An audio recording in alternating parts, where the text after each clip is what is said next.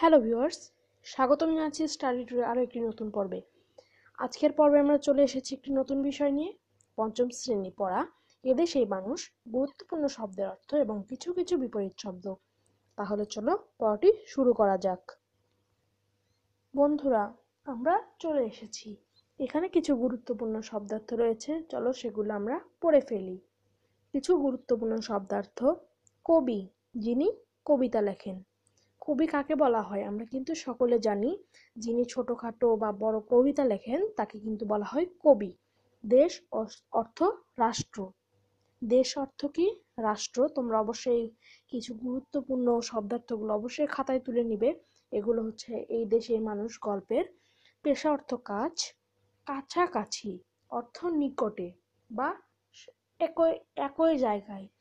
পরস্পরের অর্থ একে অপরের। আমরা কিন্তু পরস্পরের বন্ধু।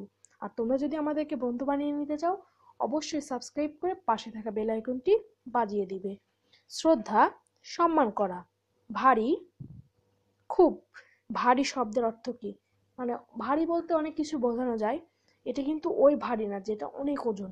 এই ভারী বলতে বলা হচ্ছে খুব, বা আকৃষ্ট হয়ে যেটা বলা হয় খুব, এবং ভারী সুন্দর মানে খুব সুন্দর।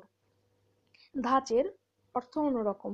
আর তোমরা কিন্তু যারা ওই ভিডিওটি দেখোনি, গত পর্বে এই দেশের মানুষ গল্পটি, অবশ্যই আমি ডেসক্রিপশন বক্সে লিংক দিয়ে রাখবো, অবশ্যই গিয়ে তোমরা ভিডিওটি দেখে নিবে।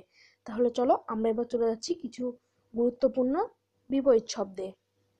কিছু গুরুত্বপূর্ণ বিপরীত শব্দ: বাইরে, ভিতরে, দেশ, বিদেশ, শত্রু, মিত্র।